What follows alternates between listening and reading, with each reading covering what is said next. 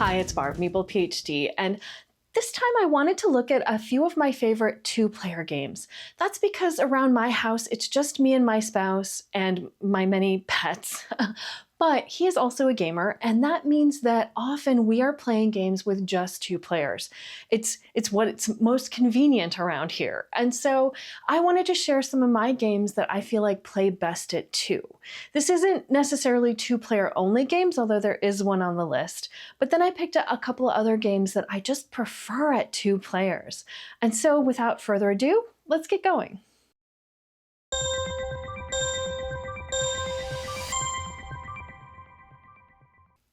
My number 3 is Catan the card game. This is my current favorite two-player only game. It is a two-player implementation of Catan, and frankly, I like it better than the multiplayer version. Don't tell anybody. But in this game, you are battling your other opponent in order to get the most points, of course.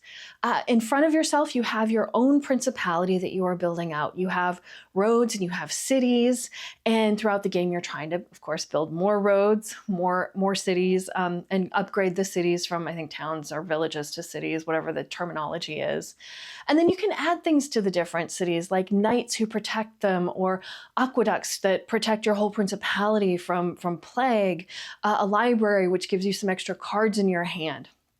The game plays fairly similar. You can feel some of the Catan bones in the game, where at the beginning of your turn, you roll a couple of dice. One of them triggers an event of some sort. This could be like a Year of Plenty, where you just get an extra resource of your choice, or a tournament where whoever has the highest power in their knights gets to take an extra resource. And there is something like the robber, the brigands, where if you roll them and you have too many resources in front of you, you're going to lose a bunch of them. So you're incentivized to continue to use your resources and not leave too many on the table if at all possible. And then the other die tells you what triggers, what resources you get to collect. So in your starting resources, you'll have one of each number. So you're always getting something each turn. But then as you build out your roads, you will get, and towns, you will get additional resources, and those can double up. So, you might have 3 threes by the end of the game. So you're hoping to roll threes all the time. And then you're getting a really good engine going. So, and then on your turn, after you've rolled the dice and resolved them, you can build out those things, the more roads, you can build out things into your cities and towns. And similarly to the main game, you are playing to a certain point count, and then whoever gets there first is the winner. So what I really like about this is that it feels less lucky than the original game, where you are starting out where every die roll gives you at least something. You do have the danger of the brigands attacking, and there are a few attack cards between you and your opponent where they can try and burn down something in your city, but it's not super attacky. And I feel like this one plays better for me. I haven't had any super dud games like I have with Catan, where by the third or fourth turn, I realize I have placed my starting cities very badly, and I am not going to win the game. Where here, you kind of feel like you can maybe catch up throughout the game. And so for that reason, this is my favorite, my third favorite, Catan the card game.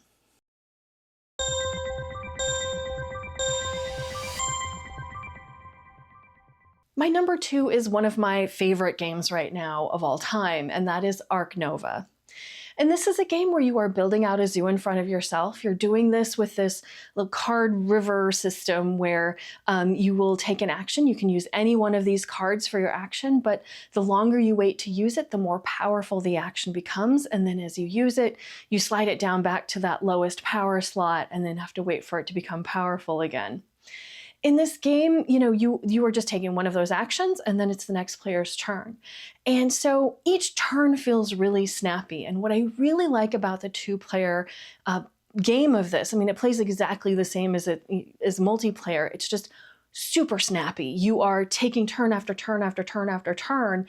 There's no downtime. Sometimes it's even a little too fast when it gets back to your turn, because you're still trying to think out what you're going to do. Which animals can I play this time? Which enclosures, do I want to try and work out? Which cards do I want to upgrade? And those are all decisions are happening. But you never feel like you have any, time where you're just bored and waiting for someone else to do something. And so for that reason, Ark Nova is my number 2 to play at 2 players.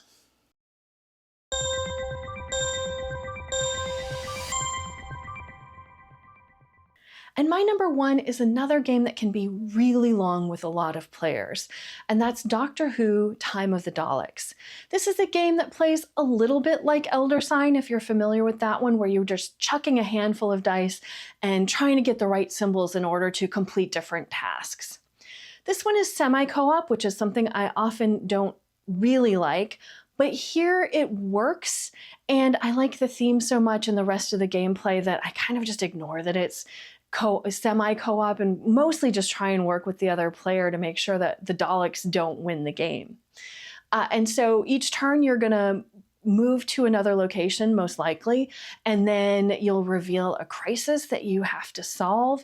You'll do this by rolling dice, which the dice you get to roll are defined by the current doctor that you are, and then all of the companions that you have. And then if you're not able to complete it on one die roll, you'll have to get rid of one and roll everything again, and you'll start losing dice over time. There are ways to mitigate the dice, change the dice, although some of the crises don't let you do that. But each turn, this is one of those games where each turn can be really long.